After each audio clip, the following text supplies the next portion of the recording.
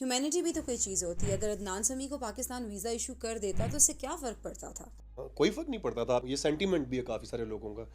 लेकिन आप ये देखें, टाइमिंग जो है वो कितनी इंपॉर्टेंट होती है चीज़ों की। आपको नहीं लग रहा कि रजत शर्मा ने डिलिबरेटली अदनान समी को इनवाइट किया है, क्योंकि अदनान समी खान पाकिस्तान से छोड़ के गए हुए इंडिया, कि वो पाकिस्तान के खिलाफ बात करें। वो कोई मौका इस वक्त जाने नहीं दे रहे। जंग होके हटी है अभी अभी पाकिस्तान इंडिया की, अभी भी टेंशन जारी है। इस वक्त आपको क्या लगता है कि ये मौका था अदनान समी का हामी भरने का कि मैं इंटरव्यू में आता हूँ? लेकिन हो सकता है कि वो दुखी हो, क्योंकि माँ एक ऐसी चीज़ है जो कि दिल के बहुत करीब होती है। लेकिन जी मैं उसको डिस्प्यूट नहीं कर रहा, दिलों के हाल अल्लाह जानता है। मगर इससे पहले भी तो सालों वो नहीं आए पाकिस्तान।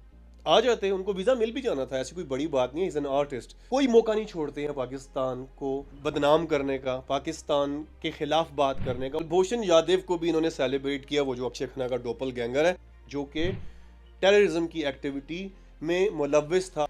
अब इंडिया में रह के कोई और बात तो इनकी कोई सुनेगा नहीं। ये पाकिस्तान के खिलाफ बात करेंगे तो उसी बात पे खबरों में आएंगे। देखिए आज हम भी डिस्कस कर रहे हैं, पाकिस्तान में डिस्कस हो रहा है, और भी कई आर्टिस्ट मैं देख रहा हूँ जो अदनान समी खान को डिस्कस कर रहे हैं। He should have actually declined that interview if he was that honest. He should have been very very careful with his words जो वो पाकिस्तान के लिए यूज करता रहा। अभी तो वो पाकिस्तानियों को ये भी कह रहे हैं, कभी तो नज़र मिलाओ, कभी तो करीब आओ। लगता है पाकिस्तान मिस कर रहे हैं। ये गाना बस उन्होंने गाया, और इंडिया के लिए उन्होंने ये दूसरा गाया था कि ये ज़मीं रुक जाए आसमां थम जाए।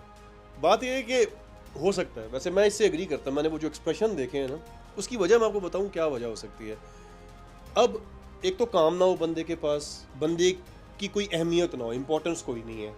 जब नए नए गए थे तो तब जाहिर है एक सेंटीमेंट था ना कि पाकिस्तान छोड़ के आया है, पाकिस्तान में हैप्पी नहीं था, क्योंकि पाकिस्तान के खिलाफ बातें भी की थी। और मुझे अच्छी तरह याद है, इनकी स्टेटमेंट्स याद है कि अब मैं ऐसा म्यूज़िक करूँगा, अब तो असल प्लेटफॉर्म आया, अब आप देखिएगा क्या क्रिएटिविटी होगी और वगैरह वगैरह। तो मुझे ये लगता है वो अब उनका जो थोड़ा सा प्राइम था ना, वो वक्त जो आया था, वो मीडिया ने उनको जो एक कवरेज दी थी, जैसे वो सीमा हैदर को दे दी थी पिछले दिनों, किधर गई वो? कोई नहीं ना। अब इसी तरह ही होता है, थोड़ी देर की एक वो वाह वाह होती है। अब मुझे ये लगता है कि कुछ है नहीं पास, और जो गा भी रहे थे बेचारे, वो देखें ना उस तरह की वो आवाज़ भी नहीं रही। एज फैक्टर भी होता है, वो चीज़ भी नहीं रही। और म्यूज़िक उनका थोड़ा आउटडेटेड है। अगर वो आज म्यूज़िक बनाते भी हैं तो वो बॉलीवुड स्टाइल म्यूज़िक है। तो मुझे ये लगता है कि अब ज़ाहिर है फिर एक वक्त पे आपको अपना ख़मीर तो याद आता है ना। देखें, हम भी ओवरसीज़ पाकिस्तानीज़ हैं, लेकिन एक वक्त आता है कि आप पाकिस्तान या अपने वतन को आप मिस करते हैं। तो इस पे मैं बेनिफिट ऑफ द डाउट देता हूँ। मुझे लगता है, आपकी बात से मैं एग्री करता हूँ, कि मुझे लगता है कि वो पाकिस्तान कहीं ना कहीं अब मिस करते होंगे। लेकिन उनका बेटा पाकिस्तान का इतना बड़ा सुपरस्टार है, बड़े बड़े उसके पास रोल्स हैं, मतलब ड्रामास, बड़े बड़े बैनर के ड्रामास वो करता है। लेकिन इंडियंस का कहना ये है कि ये यहाँ पर इसलिए आते हैं कि पाकिस्तान में इतनी अर्निंग नहीं है। इंडिया से पैसा कमाते हैं, यही बात है। ये तो हर वक्त हम सुनने को मिलता रहता है। इंडियंस का प्रॉब्लम ये है कि वो एक डिल्यूजन में है। ये पता है क्या है, इंडिया को लगता है कि पूरी जो दुनिया है ना, इंडियंस को, मैं उनको क्या कहूँ, बेवकूफ़ हैं, डिलूडेड है ना, बेसिकली डिल्यूजनल है। और वो इनका मीडिया ने ये सारा जो इनका ऐसा दिमाग बनाया ना, ये इनका मेन स्ट्रीम मीडिया इसके पीछे कार फरमा है। उनको ये लगता है पूरी दुनिया रिवॉल्व करती है अराउंड इंडिया। यार मतलब ना कोई रिसर्च करते हैं ना कुछ। कोई यूट्यूबर भी अगर पाकिस्तान की तारीफ कर दे ना, कोई वाइट यूट्यूबर, उसको कहेंगे कि ये पैसे लेके तू कर। और वो यूट्यूबर्स अपनी वीडियोस में कह रहे होते हैं कि so many Indians are blaming us that we got paid to promote Pakistan positive image, या इसकी तारीफ करने के लिए। भाई आप अपने मीडिया को अगर छोड़ के देखें तो आपको पता लगे क्या आप समझते हैं पाकिस्तान का लाइफस्टाइल, तो देखें जाके, आपको पता लगे। हम यहाँ से ओवरसीज से जाते हैं और हम हैरान हो जाते हैं कि यार क्या लाइफस्टाइल है लोगों का। तो ये आप ये जो कहते हैं ना गवर्नमेंट लेवल पे आईएमएफ पे चलते हैं आईएमएफ पे, लेकिन क्या वहां पे फिल्म इंडस्ट्री नहीं है?